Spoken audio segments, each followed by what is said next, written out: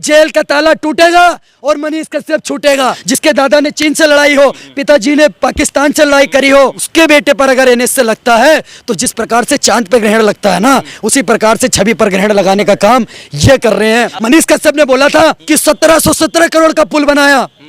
तोता उड़, चिड़िया उड़, मैना उड़, बतख उड़, 1717 करोड़ का नीतीश कुमार का पुल उड़ गया पुल। नीतीश कुमार जी को हटा दिया जाए तो सारा समस्या का समाधान हो जाएगा क्या? देखिए मैं बताता हूँ, चरण चुम्बन बहुत दिन तक नहीं चलता। मनीष कश्यप बहुत गुस्से में थे और उन्होंने बिहार सरकार को लतार लगाई है जम के। आज मैं बिहार के नीतीश कुमार बाबू से जी से पूछना चाहता हूँ, वो नारा देते हैं कि बिहार में बहार बा क्योंकि नीतीश कुमार बा। बिल्कुल गलत है सर, बिहार बदहाल बा क्योंकि नीतीश कुमार बा। ओ स्टालिन जी, थोड़ी बहुत शर्म आती है तो आप अपने पुत्र पर, सुपुत्र पर लगाइए एनएसए। 110 करोड़ सनातनियों की भावनाएं आयत हुई है उनके बयान से। जब जनता की चोट पड़ती है ना, वो भी वोट की चोट, तो भाई साहब अर्श से फर्श तक का सफर कब तय हो जाता है पता नहीं चलता। पुरुषोत्तम साम्राज्य खबरें भारत देखना शुरू कर चुके हैं आप। बिहार में मनीष कश्यप की आज एक कोर्ट में पेशी थी और कोर्ट में पेशी के दौरान मनीष कश्यप जिस तरह से भड़क रहे थे, आज पूरे बिहार ने उसको देखा है, पूरे देश ने उसको देखा है। मनीष कश्यप का सीधा आरोप था कि उनको फंसाया गया है, जबरदस्ती हाथ में गलत तरीके से हथकड़ी पहनाकर निर्दोष को फंसाया गया है। और फिर उन्होंने बहुत सारी बातें कही और ये भी कहा कि जब हम जेल में रहते हैं तो मुझे हाजत में मेरे सामने लोग सिगरेट पीता है, दारू पीता है, चरस पीता है, गांजा पीता है। और उन्होंने ये भी कहा कि बिहार में जब शराबबंदी है और जेल में कोई ऐसा नशा नहीं है जो जेल में मौजूद नहीं है। इस पर साथ हमारे बातचीत करने के लिए अभिषेक जी मौजूद है। अभिषेक जी, सबसे पहला बात कि आज मनीष कश्यप बहुत गुस्से में थे और उन्होंने बिहार सरकार को लतार लगाई है जम के। सर सबसे पहली बात मैं ये कहना चाहता हूँ, सत्य परेशान हो सकता है पर पराजित नहीं हो सकता। जिस प्रकार से उस व्यक्ति को जो सच की आवाज उठाता था और सच तक से बात करता था, बिहार के मुद्दों की बात करता था, बिहार के साथ साथ देश को जोड़ने की बात करता था, एक सच्ची पत्रकारिता को जिस प्रकार से दबाने के प्रयास करा है बिहार की सरकार ने, कहीं ना कहीं ये कुंठित प्रयास, ये बहुत गलत है। एक बात कहना चाहता हूं, जो देश की मीडिया है ना, वो लोकतंत्र का चौथा स्तंभ है। अगर विधायिका, कार्यपालिका और न्यायपालिका को उनका सही आईना और सही काम कोई सिखा सकता है तो वो सिर्फ और सिर्फ मीडिया सिखा सकती है, वो पत्रकारिता सिखा सकती है। आज मैं बिहार के नीतीश कुमार बाबू से जी से पूछना चाहता हूं, वो नारा देते हैं कि बिहार में बहार बा क्योंकि नीतीश कुमार बा। बिल्कुल गलत है सर, बिहार बदहाल बा क्योंकि नीतीश कुमार बा, बिहार बेकार बा क्योंकि नीतीश कुमार बा, बिहार में भ्रष्टाचार बा क्योंकि नीतीश कुमार बा, बिहार आपराधिक जड़ों से लिप्त बा क्योंकि नीतीश कुमार बा, बिहार में नशाबाजी और ड्रग्सबाजी, धुआंबाजी, बीड़ीबाजी और ये चरसबाजी चरम सीमा पर बा क्योंकि नीतीश कुमार बा। तो क्या किया जाए अभिषेक जी, नीतीश कुमार जी को हटा दिया जाए तो सारा समस्या का समाधान हो जाएगा क्या? देखिए मैं बताता हूँ, चरण चुम्बन बहुत दिन तक नहीं चलता।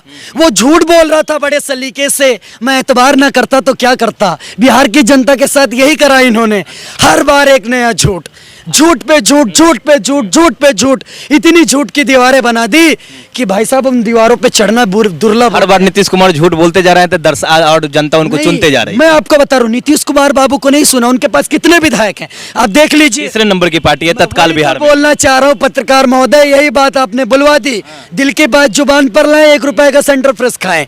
आपने बिल्कुल सही बात बोली। आप एक बात बताइए, वो पलटू चाचा नीतीश कुमार जी, उनके पास खुद के विधायक है नहीं, कभी बीजेपी के साथ, कभी इनके साथ, कभी उनके साथ, कभी चिट कभी पट। भैया ये सिक्का हो गया है क्या? कभी हेड कभी टेल। किसी जिसको पूरा दिन गरियाते रहते थे, सबसे बड़ा भ्रष्टाचारी बताते थे लालू यादव को, वो लालू यादव जी, माननीय नेताजी, जो गाय भैंस बैल बकरी सबका चारा खा गए। भैया किसी का चारा नहीं छोड़ा। गाय भैंस बैल बकरी भी बोल रहे भाई साहब हमसे क्या दुश्मनी थी, हमारा चारा काहे खा गए, उनका चारा भी खा गए। और बकायदा सजा यातना है, कोर्ट ने 3 मुकदमों में सजा सुनाई है, उनके साथ गठबंधन में बैठे हुए।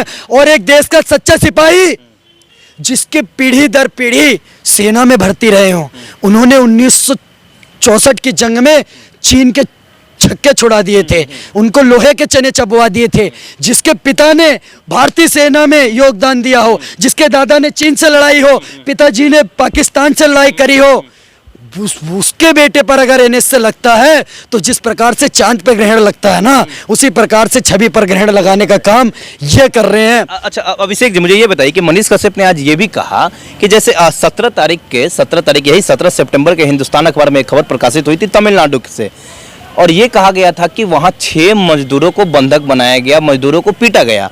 तो कहीं ना कहीं ये जो मनीष कश्यप का जो वीडियो था, जो बिहार के मजदूरों के बारे में दिखाया गया, तो अब वो सच साबित हो रहा है।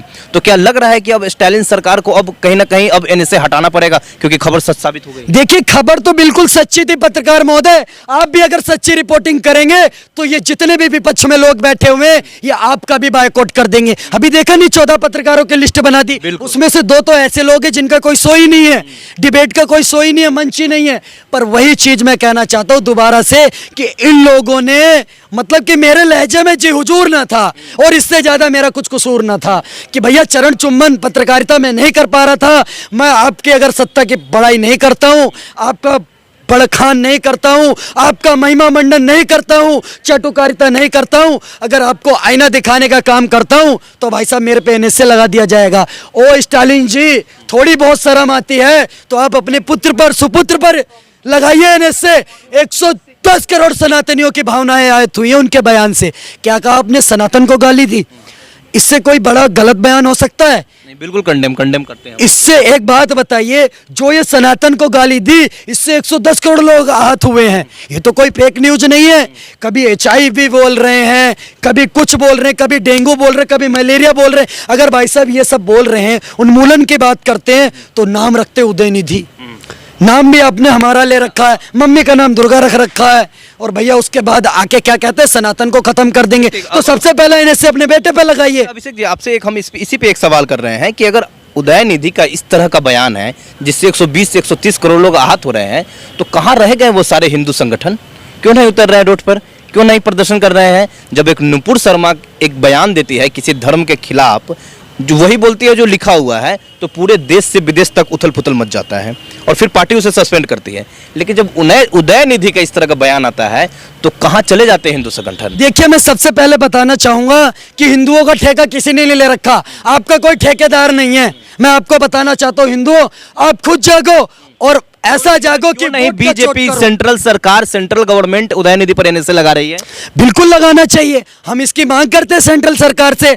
आज नहीं तो कब? प्रधानमंत्री जी कहते हैं यही समय है, सही समय है, भारत का अनमोल समय है। तो भैया कैसा अनमोल समय है ये? मनीष कश्यप की भी यही मांग है। आज उन्होंने भी जेल से चिकते चिकते यही कहा है कि जब स्टालिन का बेटा उदयनिधि 140 करोड़ लोगों का जब भावनाओं को आहत करता है तो उस पर एनएसए नहीं लगता है, लेकिन मनीष कश्यप बिहारी मजदूरों की आवाज उठा रहे थे तो उन पे एनएसए लग जाता है। यही चीज मैं कहना चाहता हूं पत्रकार महोदय, बिल्कुल सही आप लेकर के आए।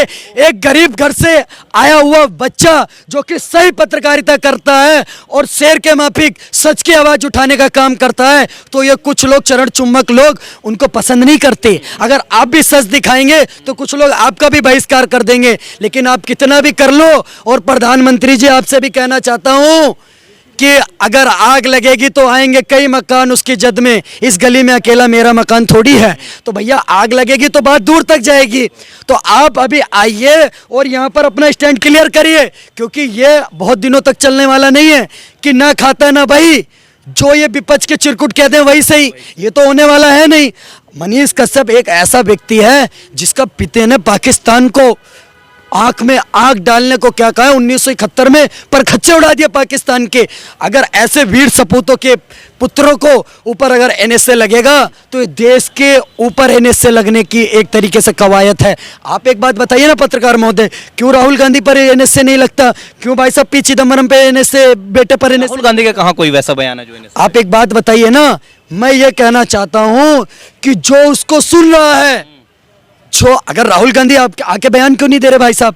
उनकी पार्टी के बड़े बड़े दिग्गज नेता उनको भारत और इंडिया बोल दिया तो मिर्ची लग गई पप्पू को, हैं? तब आगे इंडिया कैसे बोल दिया, भारत को कैसे बोल दिया? और सनातन पे वो व्यक्ति, उसकी पार्टी का व्यक्ति डेली आकर के बयान दे रहा है, कभी डेंगू कह रहा है, कभी मलेरिया कह रहा है, कभी एड्स कह रहा है। अबे तुम सनातन के बारे में जानते क्या हो? मेरे को ये बताओ। सनातन में कोई जाति व्यवस्था है ही नहीं, हमारे यहाँ वर्ण व्यवस्था है। गो श्लोक है गीता का, चातुर्वर्णम में श्रेष्ठम गुण कर्म विभाक्षा। हमारे यहाँ कर्मों के और गुणों के आधार पर बांटा गया है। मैं क्षत्रिय हूँ, कर्म शूद्र वाले तो शूद्र हूँ, कोई शूद्र है उसके कर्म क्षत्रिय वाले तो क्षत्रिय। दूसरी चीज, क्या उन्मूलन करोगे तुम स्टालिन? मेरे को एक बात बताओ, क्या खत्म करोगे सनातन को? मैं एक सनातनी हूँ, अभिषेक ठाकुर नाम है मेरा। मैं सूर्य की पूजा करता हूँ, औकात है तो खत्म कर दो। मैं जल की पूजा करता हूँ, आज के बाद पानी मत पीना। मैं पवन को देवता मानता हूँ, सांस लेना बंद कर दो। मैं अग्नि की पूजा करता हूँ, औकात है तो उसमें हाथ दे दो। क्या उन्मूलन करोगे आप सनातन का? आपका तो शरीर भी 5 तत्वों से बना हुआ है। श्रुत जल पावक गगन समीरा, 5 तत्व रचया अधम शरीरा। कैसी बात कर रहे हैं ये? जिसका ना कोई आदि है ना अंत है, जो अनंत है, शाश्वत है, वही तो सनातन है। क्या आप इसको करोगे? मैं वही चीज कहना चाहता हूँ, मुद्दे से भटक के बिल्कुल एक तरफ दूसरी तरफ जाना चाहूंगा।